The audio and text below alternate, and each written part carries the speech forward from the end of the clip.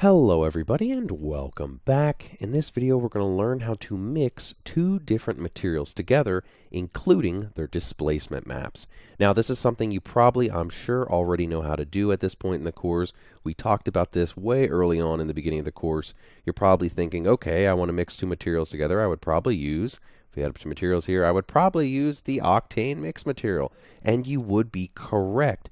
The problem is, by default and out of the gate, mixing the displacement maps between two different materials is not that straightforward, sadly.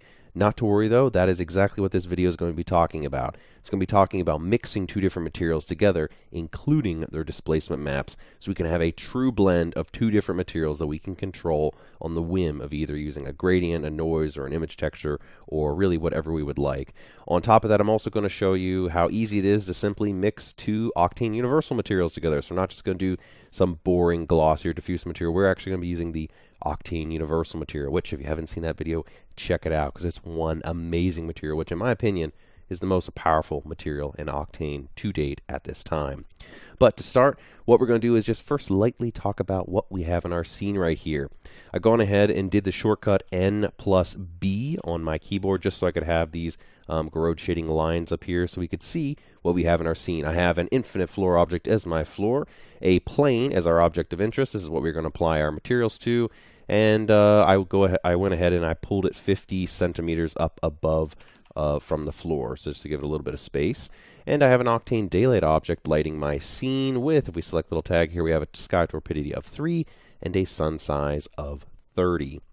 Now, on top of this, I went ahead and went into my render settings, just did the default user preset. We learned how to make this towards the beginning of the course.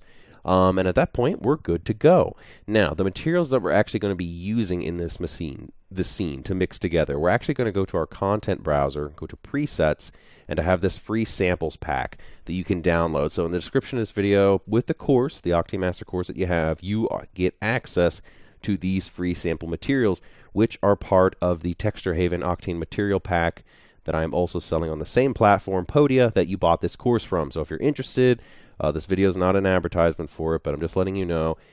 Get these free samples are free for anybody who has the Octane Master course. And if you like these free samples, let's go ahead and open up and take a look at some of these. If you like these, check them out.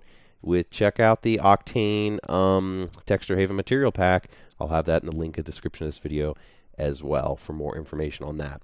But without further ado, assuming you have these downloaded, what we're going to go ahead and do is let's just pick two of them. I'm going to go ahead and just do, let's do the medieval block, and boy, what else do we want to do? I'm going to just go ahead and say the forest ground. I think that's going to line up pretty well. We're going to do something more, just basically got a more realistic combo. I would like to mix it with maybe the moss wood, but maybe at a later date. For now, let's just be a little bit more simple with this.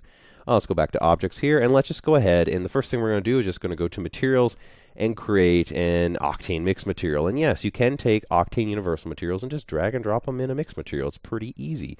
So let's just take the medieval blocks, this one right here. Let's go ahead and select our Octane mix material, select the medieval blocks, just drag and drop that into material slot 1, and then we'll take the forest here, left click and drag that into material slot 2.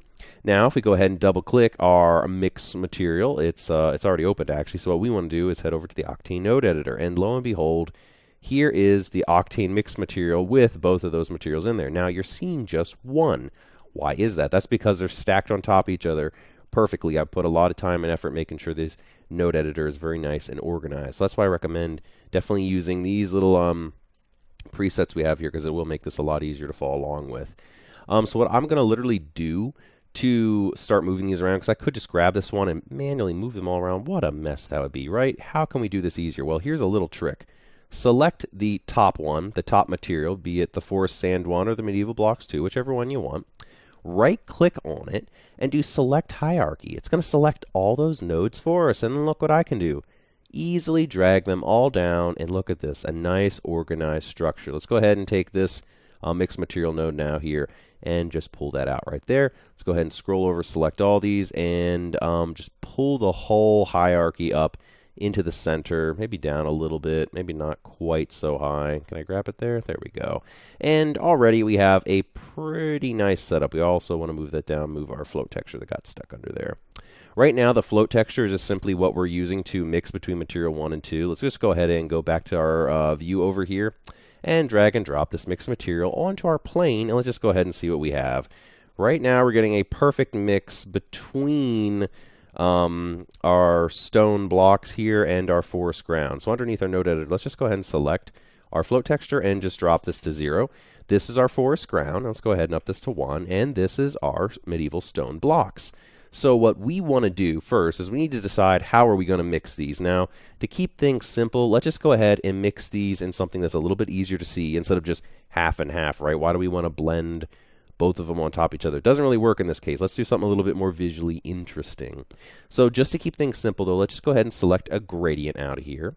And we'll plug this gradient into the amount slot, select the gradient, select linear, and now we're doing a linear transform between the two. So you can see it's nothing particularly special here, nothing very interesting, but it serves the purpose of just demonstrating how this works. So let's go ahead and take our gradient and just tighten up this these knots here just a little bit so we can have a little bit harsher of a transition. Something about like this, right?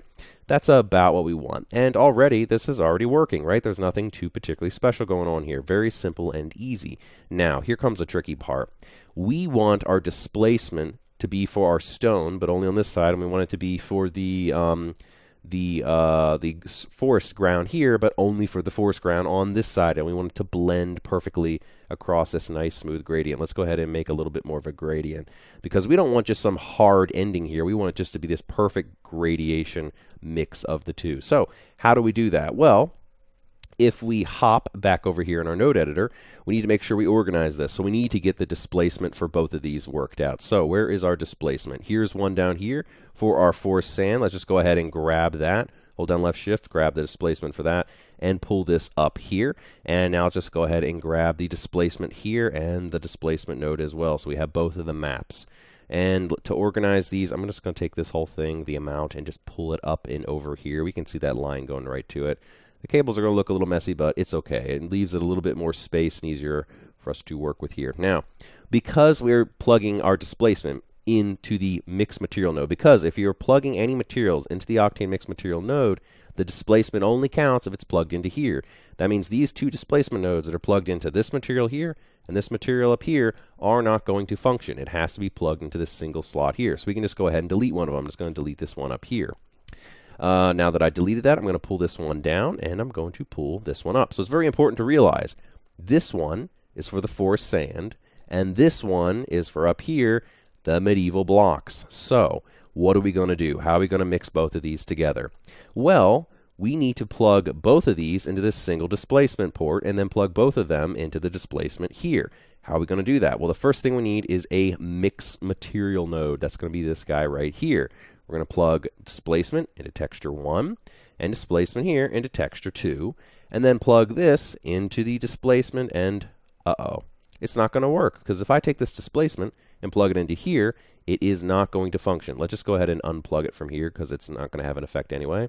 Now, you're probably already aware of this, but this will not work. Why is this? No matter how high I pull my displacement amount here, it is not going to have an effect. And this is because the Octane displacement node only works if you plug in an actual image texture. As soon as you go in with our image texture to this mixed texture node, it will no longer function, because then it's not a direct image texture being plugged into it. That has basically broken it. If I take this image texture here and plug it into it, it'll take a moment, but boom, instantly we have this beautiful displacement being calculated. But look at this problem. It's doing the whole entire thing. And plus, we're no longer getting our forest ground displacement. I could plug that in, but again, same problem. We're getting the forest ground displacement, but we're not getting displacement on essentially anything else. We're just getting the forest ground, and we're not getting the rock, and it's doing it for everything. So how are we going to fix this? Here's a really great way and a really awesome workaround that I end up figuring out. All we have to do is take a bake texture node, which I always lose it. I think it's under mapping. So what is mapping? It should be down here. When in doubt, just kind of search through instance. I think it must have been up here maybe. Here is where it was. It was under the blue. It was under texture. Makes sense. So we need the baking texture nodes. Let's go ahead and drag this out.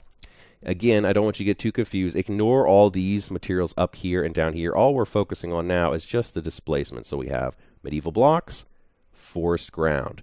We're going to plug both of these into this baking texture. So we have them both running into our mix texture. Take that mix texture and plug that into this texture. We're now baking them down. What the bake texture node does, in case you haven't watched the video that's on it, all it simply does is take anything that's plugged into it and bakes it into a raw image texture. And it just so happens that a raw image texture is exactly what our displacement node wants. And lo and behold, if we plug this in, it is now actually going to feed a legit displacement map in here and is actually going to work. Now, already you're kind of a little confused at what's going on because it's not actually working. And see, we're getting stone on the left and right. The reason for this is because basically, I guess I might be able to get this to refresh. It'd be nice if I could. This isn't refreshing here, but basically what we're doing is we're simply, because we don't have an amount set for our mix texture, we're essentially just doing a 50-50 by default. So we're just simply doing the same thing as if we just mixed our forest and our stone displacement on top of each other, a perfect 50-50, and it just mixes them both on the same amount, on the same size, and it just creates a mess, right? We want to have the forest on the left side and the stone on the right. Luckily, this is easy. If only we had a map to drive this that matched the map that we have here. Well, wait a minute. Lo and behold, we actually do. This gradient over here that's driving the rocks are seen on this side and the forest ground is seen on this side can be perfectly plugged in to this mix texture amount to drive that. Now, if I just by default drag and drop this into the amount, here's what's going to happen. It's going to take a moment. Our displacement strength is way too high. Let's go ahead and pull this back just so we can see this a little bit better. And it is going to be a little laggy. It's going to be a little slow. And that's because every time we make an adjustment, it's going to have to bake this into that. So that is the catch. Now, by default, you might see something's going on here. What's happening is we actually are getting the stone displacement on the left side, and we're getting the forest ground on the right. So it's actually inverted from what we need. So to fix this, literally all we have to do is just run an invert node into this. So what I'll just simply do, now on top of this, you could just switch the ports. We could plug this displacement into that one and that one to this one, but then the wires are crossing and that just doesn't look as clean. So what I prefer to do is literally just take an invert node, which is in here somewhere. It should be under mapping, right? Triplanar, blah, blah, blah, invert. Yes, it is a mapping node. So we're going to take our gradient, plug it into the invert, and then take the invert and plug this into our amount. And instantly, as soon as we do that, it's going to invert that. So now the stone is properly getting displaced, and our forest ground is properly getting displaced as well. Now, we have a problem. Look at this. Our forest ground is a different type of displacement map than our stone. Basically, it's just as you get different types of displacement maps made, they're both still a black and white image that creates displacement. I want to make sure I'm clear on that.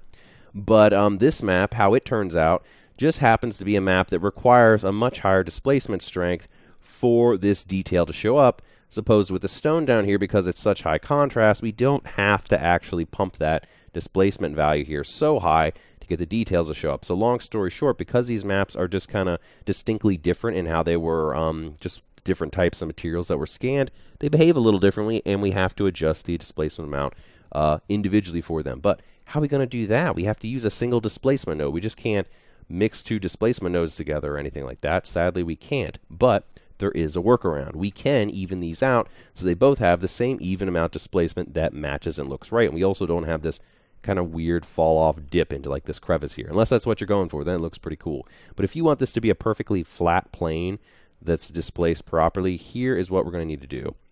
The first thing we're going to do is we're going to go ahead and clean things up a little bit, right?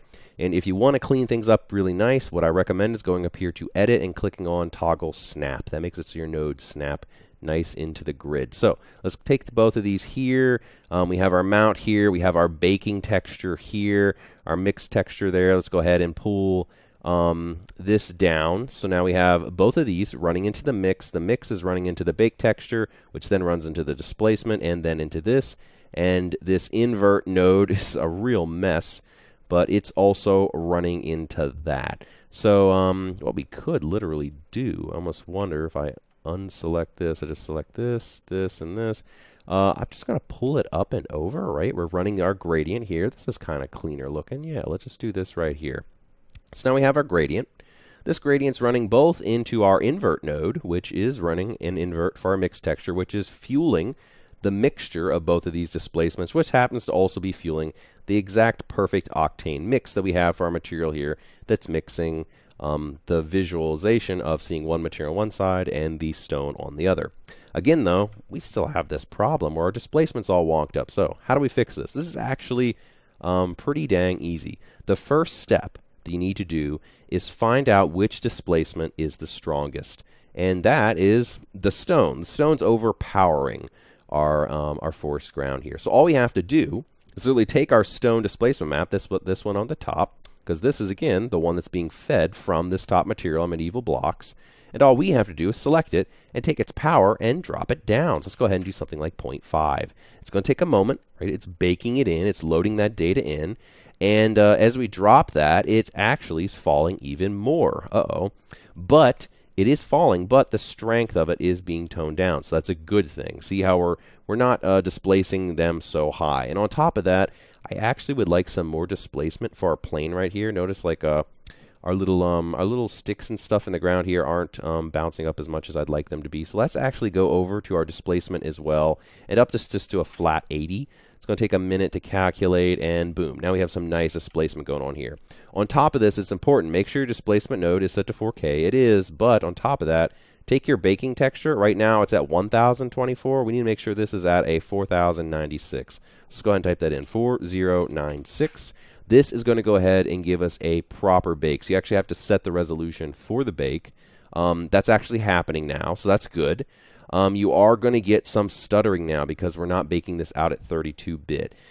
You can do that by setting this to HDR linear space. As soon as I do that, it's going to start baking this out at a much higher quality bake.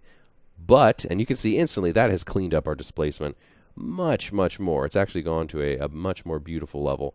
The catch is now our displacement strengths are a little bit more adjusted, and we're getting a perfect linear gradient transferring in height. So we are getting more detail, but it has affected our displacement a little bit.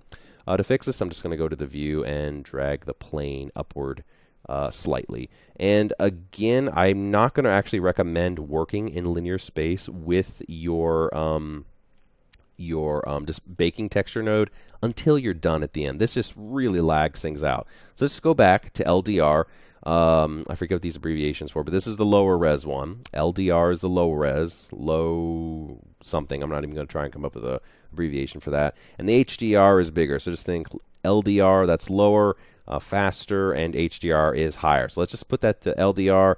And I think to speed things up even more, let's just drop our displacement amount back to 1024, or our resolution, that said. So our baked out resolution is going to be lower, but baking can be done faster. So that's a good thing.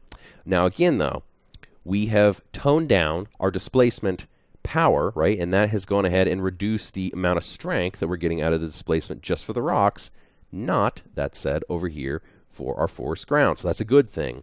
And I actually want this toned down even more because these rocks are still too strong. So go ahead and just keep dropping that down until it looks about right. I'm going to go to 0.3. And now you might be wondering, okay, this is great. We're lowering the displacement strength of the rocks so they're not so particularly high. But now we have a problem. Every time I do that, it drops down even further. Like, look at this. This is a mess. They're not even at all. How are we going to even this out?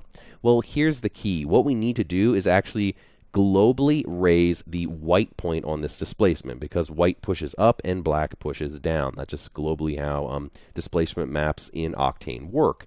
But if I go ahead and just simply raise our power here, I'm globally increasing the brightness and the darkness values. I'm just increasing essentially the power of the actual map, which includes the up and the down, which just increases the displacement strength. Not what I want to do. So how would I increase the global brightness of this displacement map? That's actually really easy. All we have to do is grab a add node that's down here under the mapping section. We're going to grab an add node.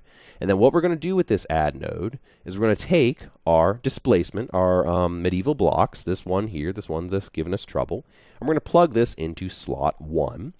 And then we're going to go ahead and take an RGB spectrum. Let's go ahead and just grab this right here and plug this into texture slot 2.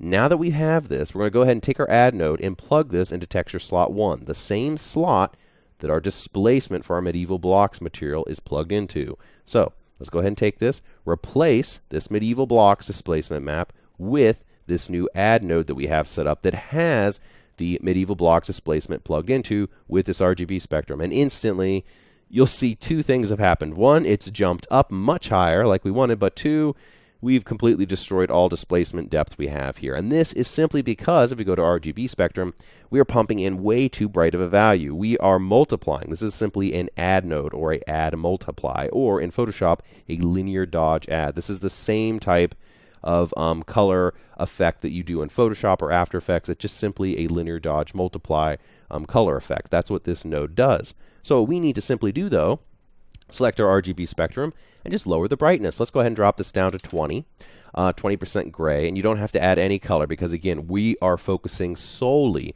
on just the brightness of that, so just black and white grayscale values here. Now 20% is way too low, so let's go ahead and double that to 40. Let's see if we can get that up a little bit more. And it will take a minute to load because, again, we are using that RGB spectrum node in there with the, we're running into the bake texture node, which is baking at 1024. It does get a little slow. I mean, we could put this at like 512. I think that's divisible by 2, I'm pretty sure.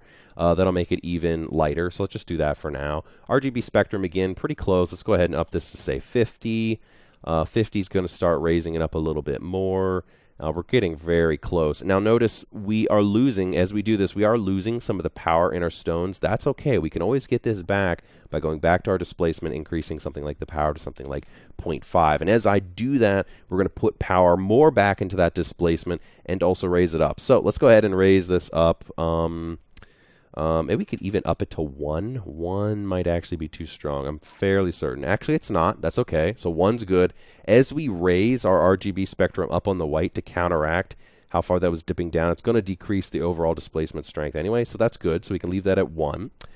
This won't happen in every case, though. Some cases, the displacement strength is just so strong in your strongest material that you are going to want to make sure that you do tone the power back on here. So even if you level out the height with your RGB spectrum and you still find the displacement is still too strong with your material here, that the strongest one is overpowering another, take that one that's overpowering it and lower its power down.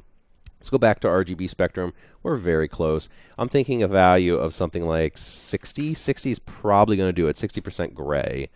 It'll take just a moment. Load instantly. We are really good. Let's do 65%, and I'm thinking we're sold at that point.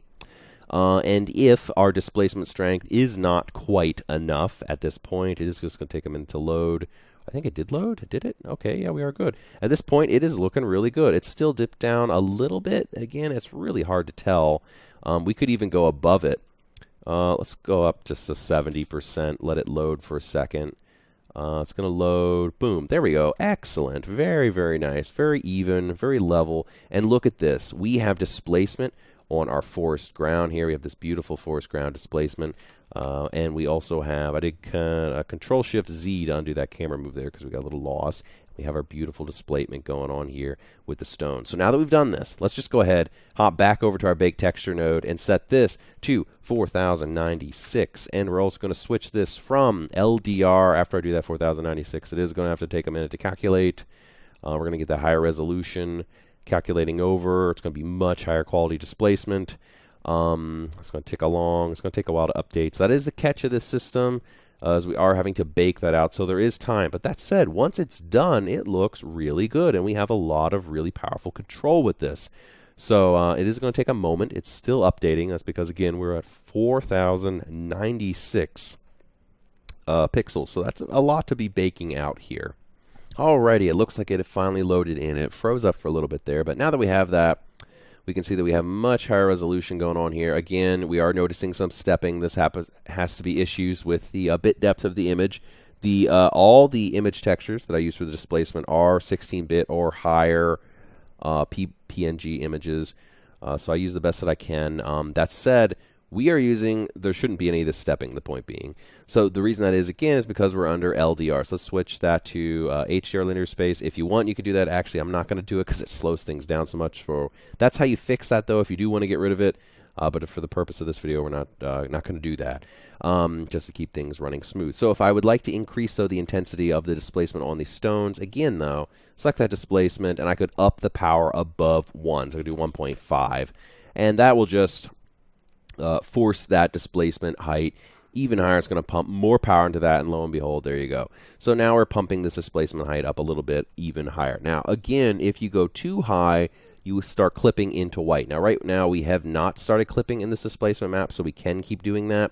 Some maps will work, some maps won't. If the map is not working, where it's basically clipping into white, that means that your RGB spectrum is too high. Typically speaking, if you start clipping into white, it won't be even anymore. One of them will be higher than the other. This one will start pushing up too high. So this one we actually are okay in adding even more power. So I'm going to increase this even more because I'd like the stones to have a little bit more height on them. I think that would be pretty nice. So let's just up that power to 2.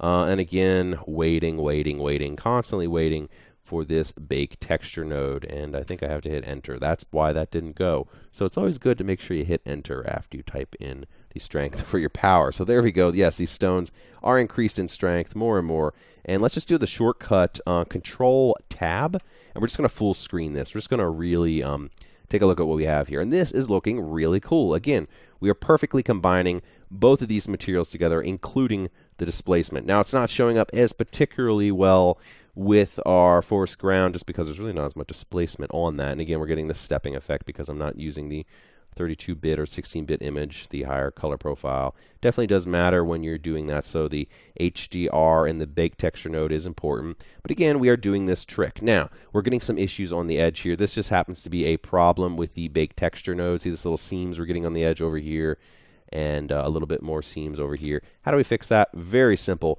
All we have to do is, if we go to our bake texture node, we have a transform parameter here. All you have to do is go down to displacement. Oh, I need a transform node. Where is it? Here it is. Transform. You think I'd remember that's where it is by now. Take transform, plug that into your bake texture node, select the transform, and you just need to scale it up very subtly. It actually might have removed it as soon as we plugged it in. Did it? It should. No, it's still there. There we go. I didn't think it would fix it. Now we need to take our transform size and increase this by 1.01. Press enter. I have aspect ratio locked to 1. Or sorry, locked to all 3 axes, so X, Y, and Z. It will take a minute for it to update. It's updating. Boom, it has done it. So we've scaled it up a tiny, tiny bit. Now, yes, we have offset the displacement very slightly from the colors that are actually matching up. So the rock's displacement won't perfectly match like it would if I wouldn't have offset that. Like, let's see, let's go ahead and just unplug the transform and see how much of an offset I did. If I went too much, we might even do 1.001. It doesn't look like I've offset it that much. I'm just going to go ahead and take this to 0.01 just to make sure it's even smaller. It's really not that noticeable, and it cleans up those little seams on the edges quite nicely. So basically all we did was just scaled that texture up a little bit, just get rid of seams. And this here, this is even better. 1.001. That removes the seams at the edge. Fingers crossed, I hope so. Yes, it did, but it does not offset our texture enough to make it noticeable. Like, that was such a small amount. The rock and the colors, the displacement and the colors still match very, very nice perfectly. So it's such a small amount moving. It was literally just one level of pixels on the edge, a little bit of bug. That fixes it there for you. Now, on top of this, we don't have to just be content with a gradient, because again, though, I also want to point out too, this is completely procedural.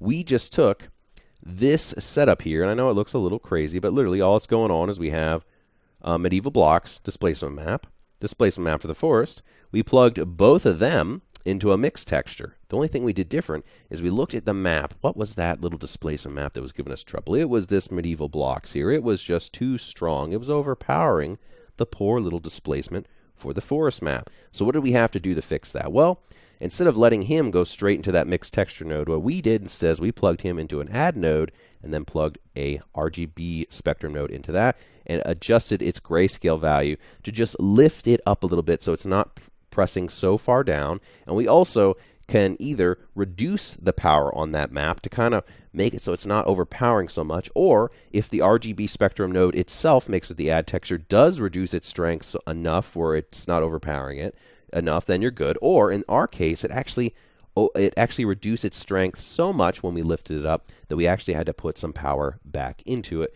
through our power node right here. So now that we've done that, though, because I did have to increase this to 2, once we did that, though, now we're mixing that directly into, after we've done our add node with that, into our mix texture for that. And then we also just directly ran into our mix texture with our force displacement map, because this one wasn't the strong one. You always take the strongest, highest high and low map, the one with the biggest, largest amount of contrast.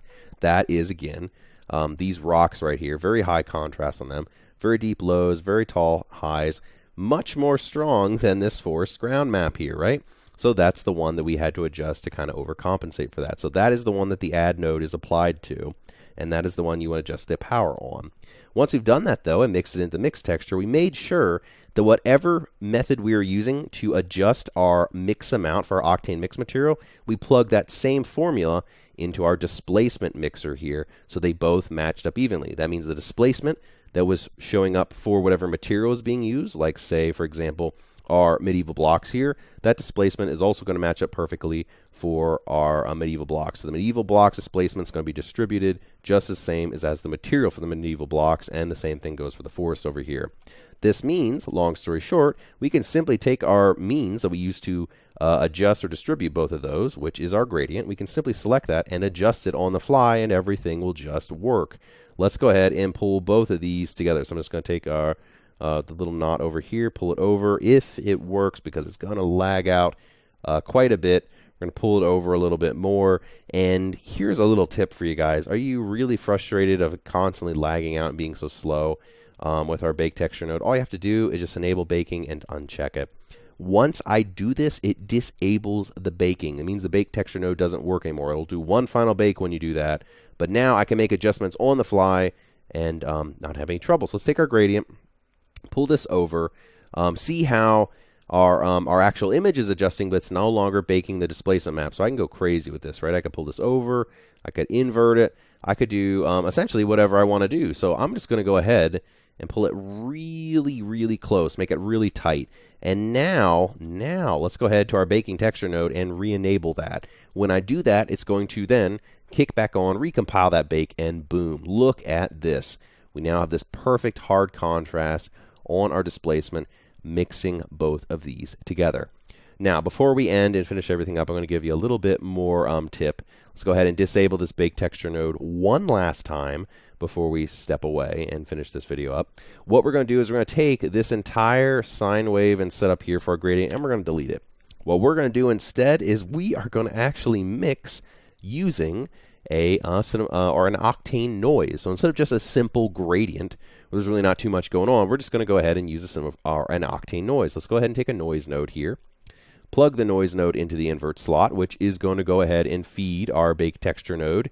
And finally, we're also going to feed this into the mix amount for our blend material. So I've gone ahead, plugged that in, and let's just go ahead and start adjusting some values. Let's just take our contrast and drag that up to 1,000. Right out of the gate, you can see it is working. Very nice. Select a projection node, and I'm going to back up and zoom in. I'm going to pull this up here. Now, here's a catch. I actually created a projection node. Here's the problem. The bake texture node doesn't support the projection mode when it's set to something like XYV to UVW. It only supports mesh UV because, again, we're essentially just baking it out into an image texture. So at the moment, you cannot use XYZ to UVW projection. So I shouldn't even have made a texture projection node to scale it. We're going to get rid of that. Instead, we're going to select our noise. We're going to do a UV transform. And for some reason, it's going to throw it all the way back down here. That's okay, though, because we can just grab it and move it all the way back up. It's going to pause for a minute because we are having that bake texture node still exist. Actually, it didn't pause at all. I just missed grabbing it. My bad. Blaming Octane for that one. It's my own mistake. But we're going to grab this here, and we're going to start shrinking it down. So I have my lock aspect ratio here. I'm just going to shrink, or actually I want to scale this noise up. We'll just scale that up maybe to a 3. Yeah, this is looking kind of cool. Scale that up to like a 3. Let's just do 3 on the dot. We'll just type in 3. And now on our noise, we have our contrast up. I'm going to give us a little bit more octaves. If you're not sure how the Octane noise works, definitely check it out. The octaves determines the resolution of the noise, and then omega is how much resolution we actually allow to show through. As I zoom in here, I'm going to zoom in on this noise. the mixture of these two. Let's just go ahead and as I pull my Omega back, you can see it's very simple, and as I pull it up, we start really allowing that resolution to pump through. I'm not going to go too crazy, just because this is going to be a displacement map as well, and I think it might act a little wonky. And now let's just take our contrast and pull that back. Let's just let that blend in kind of a nice way. And I think this is a really great way to pre-visualize with the displacement off. You can kind of get an idea how it would look. And lo and behold, there you go. This is pretty cool. Now, as soon as we get the displacement work with this is going to look awesome. So how do we get that working? All we have to do, because we already have it plugged in, right? We have our noise going into the invert, which is automatically going to invert our mix so it matches up, because for some reason, no matter what I do, it's always inverted. The proper displacement running through our mixed material never matches up with it's always opposite of whatever's running through our mixed material for some reason. Who knows why? But now that I have that plugged in, it's already plugged into our invert, which is running into our mix, and that's also run directly into our Octane mixed material here. So all we have to do then is take our Octane bake node and check it on, enable baking. And it's going to take a moment, and boom, it actually worked. Hallelujah for that. And you can see here, look at this gorgeous mixture of materials. We're getting the displacement here. We're actually getting our ground, and we are getting the stone. The stone has its own separate displacement that's different. So we have our forest ground, our nice flat areas for that, our stone patches that are showing up. And if we really want to make it look good, yes, we can take our type, set it to HDR linear space, and we actually get a proper 32-bit displacement map, which is what you want to do at the end.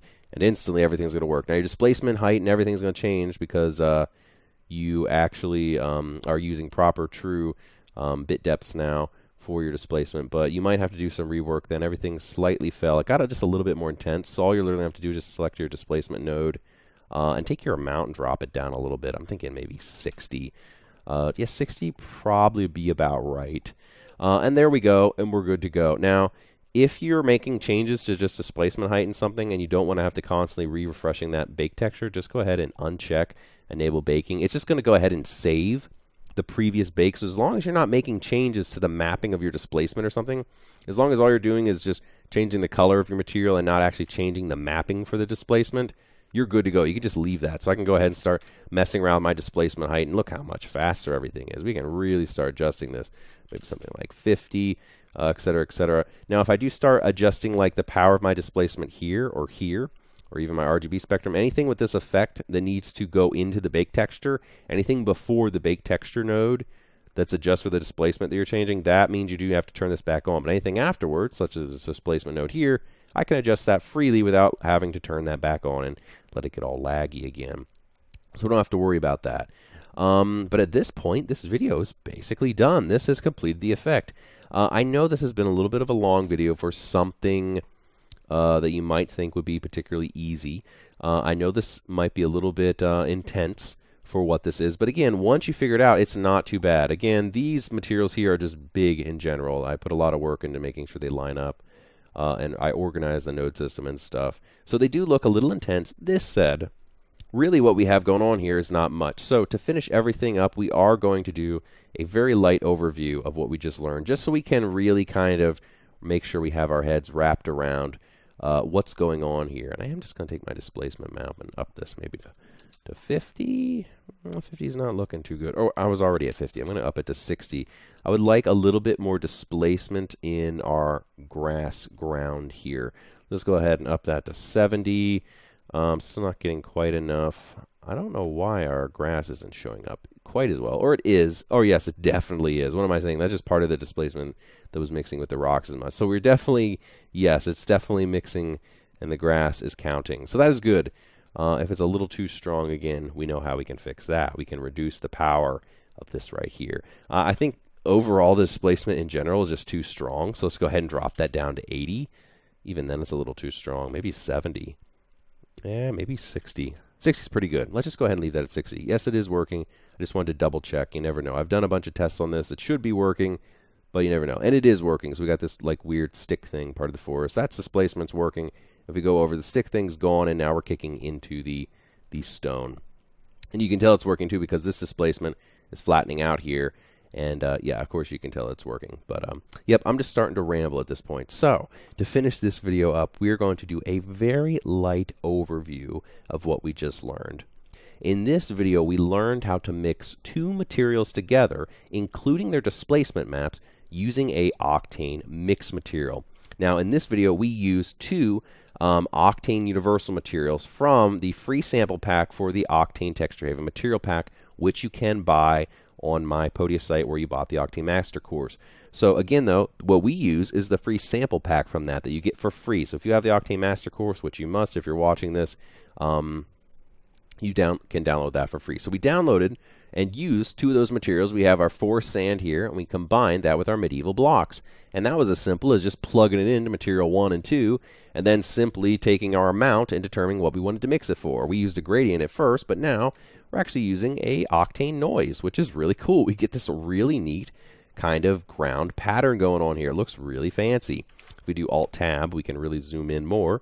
And you can see it looks really nice. We have this really kind of nice organic mix, and we're getting our stones mixing with our ground, and the displacement is working. So we're already creating this very unique kind of mix of two different materials, all within Octane. And to be honest, this looks gorgeous. It does look really good. I'm very happy with how this turned out. Now, what we also learned, though, which was a little bit trickier, was trying to get our displacement to mix. So let's go ahead and take a look at that. I'm going to do Control+Tab on our node editor. Let's full screen this here. What did we do to get this? Well, what we did, just as a recap, is we gone ahead and we pulled both our displacement for our forest sand and the displacement for our medieval blocks, and we found something out. We needed only one displacement node, because that displacement node has to be plugged directly into our Octane mix to work. So we deleted the old one, organized both of these two images, the medieval blocks and the forest sand, and we put them both together here. And we plugged them both into a mixed texture node because we needed to be able to mix them both together and then plug that into displacement. We found, though, that displacement node only functions if a raw image texture is plugged into it. So then what we did is we plugged both of these into a baked texture node, that's right here, that baked them out into an image texture so the displacement would work. At that point, though, we are still just simply mixing them on top of each other perfectly, like a 50-50 blend of each other. There was no true proper mix of a hybrid where you're going, and my screen just locked up for a minute, and C4D just crashed. Well, crud. Well, let's see what we can do to get over this while we're looking at it. Basically, we needed those two images to, we had our little ground over here. Let's do some pre-visualization. Ground here. That's our forest. And then over here we had our stone. Well, we had a problem. Remember? We had a problem then where they were basically mixing 50-50 on top of each other. We needed to actually make sure that they fit with the same blending form, our gradient, so we had it like a perfect blend. This side was the little forest sand, and this side was the medieval blocks. We wanted a gradation blend between that. Well, all we had to do then was take our gradient and plug it into that amount for that mixed texture there, plug that into our bake texture node, and plug that bake texture node into the displacement here. At this point, we had roughly 90% of the work done. The problem is we also learned that our strongest displacement amount, and this is very important, remember how this displacement node here, thank goodness the picture's still on the screen even though we crashed. I'll just hide that down over there, I guess. This displacement node for the medieval blocks, this one was too strong. Remember, it pushed down way too far and had very high points. This one had the highest contrast. It dipped down the deepest in the displacement and also rose up the highest. It had the biggest difference in height and depth. And this one also happened to be pushing down so deep that it created like a curving path. So we went out, curved down, and then leveled again. So it was like this weird kind of curvy path going on here. This showed that this was the more intense displacement map of the two. So we needed to level this one out to be even with this one so it looked a little bit more natural, or at least if that's what you were going for. Now, if you wanted that curvy look like it was, or like the ground kind of dipping down on a hill, then you're already good to go. You don't have to worry about it. But if you wanted more control over that, what we did is we took an add node and plugged an RGB spectrum into the bottom slot and took this displacement node and plugged, or not our displacement node, sorry, our image texture for our medieval blocks and plug that into the add node. Then took the add node, plugs that into our mix material node right here. Then took the mix material node and plugged that into our bake texture node, which then went into our displacement. The point of this was that we need to globally raise the white point on our displacement maps, and that was easily done by going into our RGB spectrum, increasing the white value on that, which gave a global increase on our white point on our displacement node here. And this took that dip that we had, it went out, curved down, and leveled out right there, kind of like that little curve like that, and it raised that up. So this side and this side were now even. Now the problem is when we do that, we increase the white point of that, it also kind of decreased the amount of displacement we had here. So now our stones didn't look like is displaced as strong as we wanted. Well, what we did to compensate for that is we just simply select our displacement node and increase the power. Now this depends. Sometimes your displacement strength, when you go to your displacement node and set it up, because remember, both of these displacement images here are plugged into the same displacement node. So if I increase the power for one, it increases it for the other. It just happened to be that it worked out for us in this particular case, that setting a displacement value of 60 looked good on both of them. That's not always the case. Sometimes I have to up the displacement amount so high for one that just completely overpowers the other, which would be our stone here. In that case, I would not up the power of this. I would actually lower it. So your first bet is always adjust the displacement on your actual displacement node. It's hidden here behind this little bugged out thing, but you know what the displacement node looks like. It's what plugs directly into this slot here. Adjust that one until your weakest displacement, that would be our forest one here, looks good. Ignore how this one looks. If this one's too strong, after you have this one set, pull it back, lower its power, select it and drop its power to something like 0.2 or 0.1 or whatever needed. In this case, we didn't have that issue. In fact, when we rose our white point up with our RGB spectrum, it actually decreased its power too much, so I actually had to up it with a value of 2, actually doubled the power of it to compensate for that. So again, though, I just want to make sure you understand the concept of this, so whatever workflow petition or situation shows up for you, you can handle it. So again, workflow is plug both of them into a mixed material node, plug that into a baked texture, and then plug that into displacement. See which one is the strongest one. Adjust the displacement until the weakest one looks as good as you want. Then take whichever one is the most powerful and biggest one, the one that's giving you the issues, that's not leveling out right, and plug that one into the add node combined with an RGB spectrum. Simply then adjust the RGB spectrum's brightness until the white point of this levels out until they're even, no longer like a curvy hill kind of botching that up there. And then if your displacement strength is still, once it's leveled out, too high or too low for the secondary displacement map, the one that's causing the issues, the one that's too strong, then you can simply select it and decrease its power. If it's too strong, decrease the power if that's happening, or if it's not strong enough, increase that power like what we did to a value of 2. Thank you so much, guys, for following along in this video. I hope you found it helpful.